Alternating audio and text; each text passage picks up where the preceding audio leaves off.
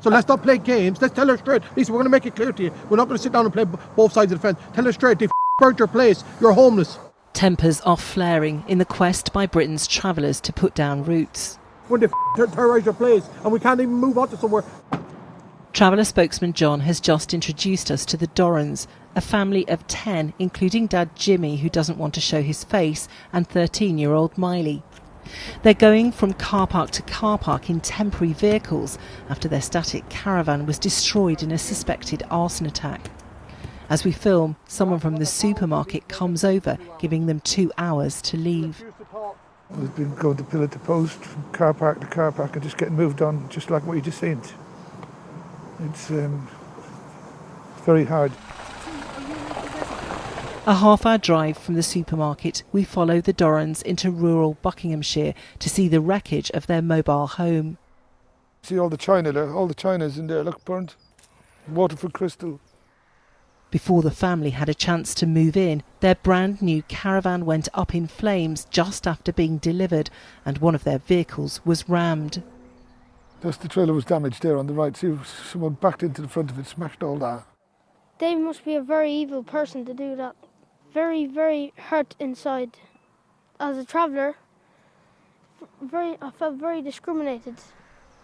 Just like a wave of other travellers, the Dorans bought land, then moved onto it without planning permission, much to the dismay of local residents who say the field is only meant to be used for agricultural purposes.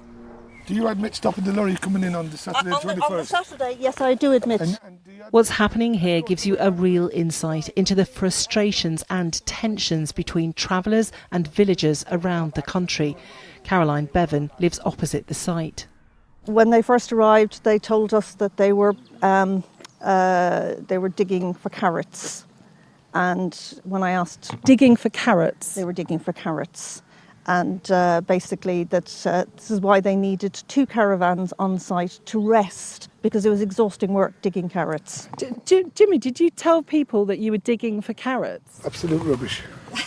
If you did say that you were here planting carrots and potatoes, when in fact you were starting the preparations to move onto the land with a static caravan without planning permission, can you understand why the local community is frustrated and why they're not welcoming you with open arms? Well, I didn't say anything like that. I personally don't have any issue with them, but however, I don't like the fact that I have been lied to. Until you have planning permission, you are not welcome on this site, in my opinion. Is it because they're travellers? No.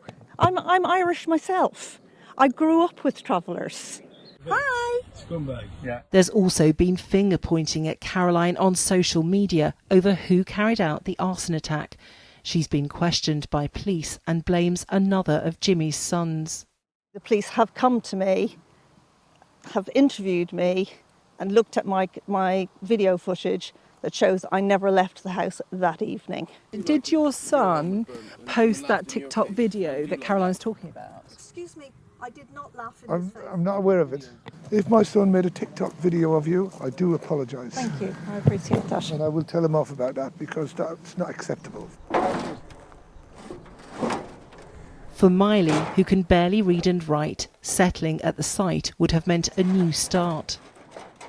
I can do all the stuff that I love. I can be normal, like a normal person, and not be followed in the shops. If I get to know the people, I won't be followed. I can do sports. What I love, football. Would you like to be in a local team? Yeah, I'd love to join a local team. Have you ever been in a local team? No. What happens when you go into shops? The people, as soon as they see me, they follow me around the shops. They think I'm going to steal from the shops just because I'm a traveller. The travellers say they're taking matters into their own hands because of a shortage of official places to stay. It's a flashpoint which isn't going away. In Berkshire, we visit another new site where police were also called, this time to a row over whether the travellers are tapping into the water supply. The travellers say they've faced intimidation in the local community. Some residents make the same claim against the travellers. So we've arranged to meet locals in the village hall. What they're doing with the sewage only knows, and those things can be very, very serious. But we're told some people wouldn't come because they're afraid of blowback from the travellers for speaking out.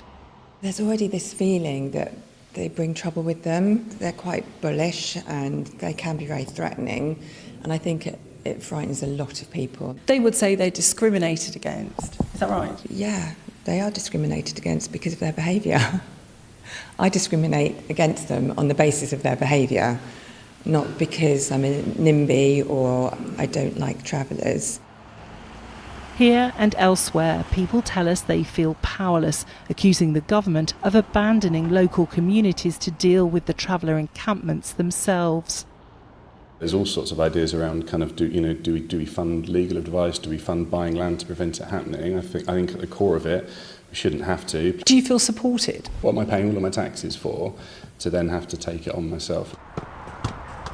We asked the Secretary of State for Housing, Communities and Local Government for an interview to discuss the concerns of both travellers and residents, but were told he didn't have time.